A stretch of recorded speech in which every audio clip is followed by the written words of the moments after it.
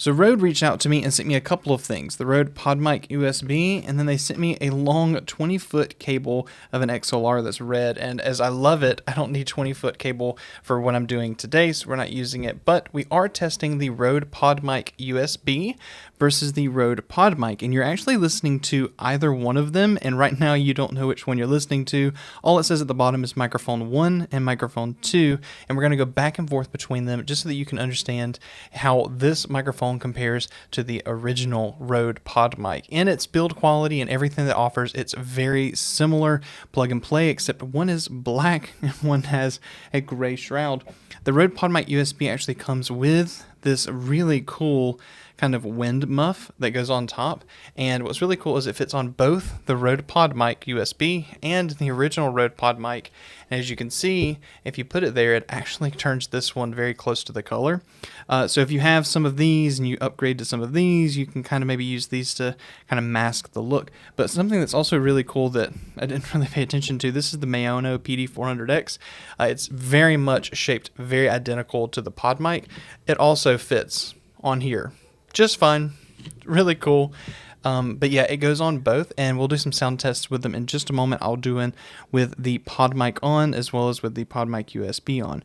We're still not listening to these on USB yet. I'll plug them into USB in a second, but there's a quirk that I'm not really happy about. But that one quirk isn't really a deal breaker. That is actually that when you plug this XLR microphone that also has USB on it, which they send this absolutely massive USB-C cable. I mean, it's long. It's like a 10-foot cable. When you plug it into the USB, it actually turns off the XLR function. So you can't actually use XLR and USB at the same time. Like a lot of these other microphones, like this one, you can use both. A lot of the Fifine mics I have, you can use both at the same time and do dual recording off of them, which could be a benefit. Some people really don't even care, but I found out while I was trying to test it. So knowing that, which microphone is the Rode PodMic USB and which one is the OG Rode PodMic? Microphone 1 is actually the Rode PodMic USB, and microphone 2 is the OG Rode PodMic, so hopefully that clears some of this up. Seeing as I have the wind muff, I'm going to stick it on the original Rode PodMic. Here's the appearance of it. It actually looks pretty cool. And I'm going to talk into the original Rode PodMic. This is a test of the original Rode PodMic with the wind filter on to see if it removes any of those plosives. I do like that it's aesthetically pleasing. It's got a Rode brand on it, and it keeps that same shape and style without being too gaudy. It's a little bit bigger than maybe the SM7B Windscreen, but this microphone also just in itself is just a little bit bigger on its diameter. And here is the Rode PodMic USB, also using XLR right now with the wind muff on, again trying to remove plosives so that you can hear what the Rode PodMic is like and be able to allow you to hear what it would sound like with this really cool windscreen put on it. Now you might be asking, what microphones do I want to test this against? I've actually taken the time to do a bunch of different tests, 8 different dynamic microphone, maybe it was 7 different microphone tests. And what I'm going to do is I'm just going to grab a snippet of that and put that in here. And it includes the original Rode PodMic in that list. So I'm going to put that right here so you can hear how this microphone and what you're hearing compares to all of the other microphones. So here's that. This is the Fifine AM8, and I'm currently at 50 decibels of volume, and I'm about 3 inches away from the sensor, talking over the top of it and not directly into the sensor.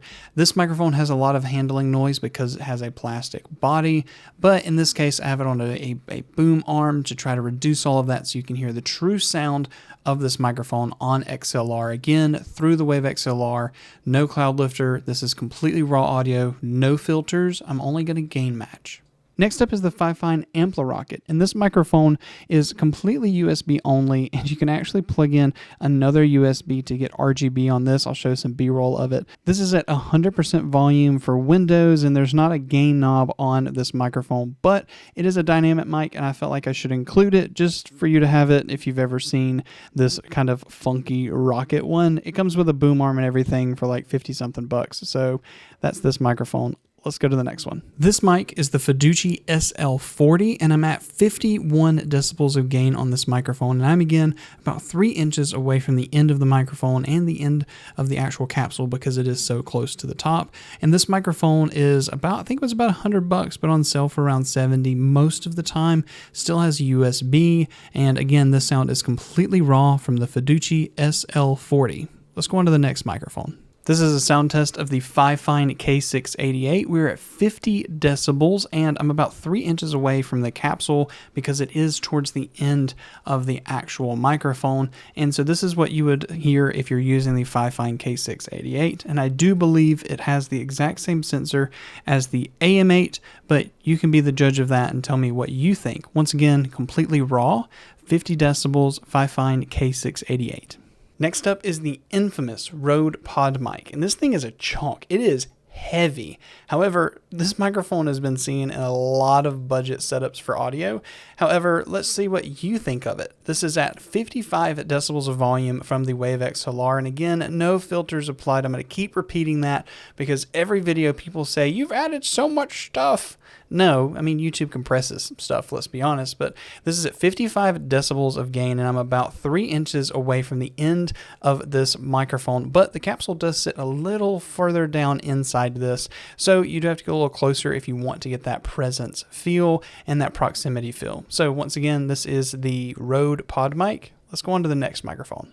Next up is the Maono PD400X, and this microphone looks like the Rode PodMic and the SM7B had a baby and then added USB to it, and that's what you got here.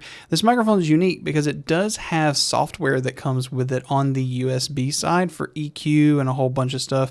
You should go check out that review if you want, but we're currently running at 53 decibels on XLR for this microphone, and you tell me, does this sound any better than the ones that you've heard before or what's coming next, which is the SM7B. So once again, 53 decibels. And now let's go on to the last microphone on our list, the Shure SM7B. Future Brandon here. Post editing, I realized that this microphone had the switches on the back activated for the bass cut and the presence boost. And I think that the audio kind of speaks for itself. I'll let you hear what it sounds like right now. And last on our list, the Shure SM7B, rocking 61 decibels of volume, being obviously the highest that's needed to produce this, at least with my voice and my environment and the distance that I am.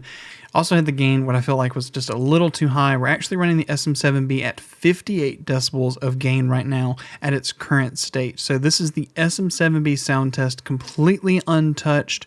The dip switches are in the completely flat profile as it comes out of the box. If you wanted to hear what they are both controlled, you can just go back and listen to that small sample. All right.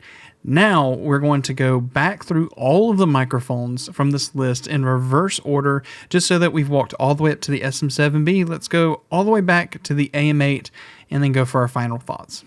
Next up is the Maono PD400X. Next up is the infamous Rode PodMic. This is a sound test of the Fifine K688. This mic is the Fiducie SL40. Next up is the Fifine Amplirocket. This is the Fifine AM8, and I'm currently at 50. What you're hearing now is actually the Rode PodMic on USB. XLR is still plugged in, but it does not work. And again, I can go ahead and show that. Let me unplug the XLR. I'm just running on USB right now, and I'm running through my MacBook right here, recording in Adobe Audition.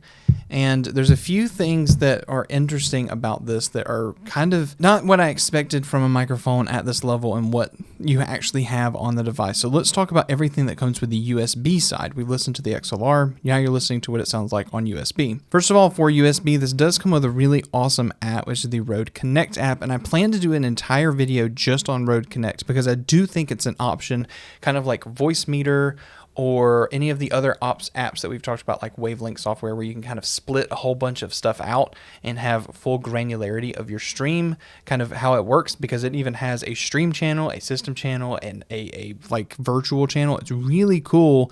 I think it's really powerful. So we're going to do a whole video on that. But what you're hearing right now is just the Rode PodMic USB plugged in.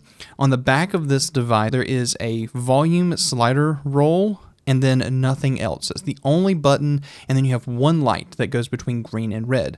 Red being mute, green being live. Now, that volume slider you would think could be a gain slider, but it is not. The only thing that it controls is the volume of the headset that you plug into the actual headphone port.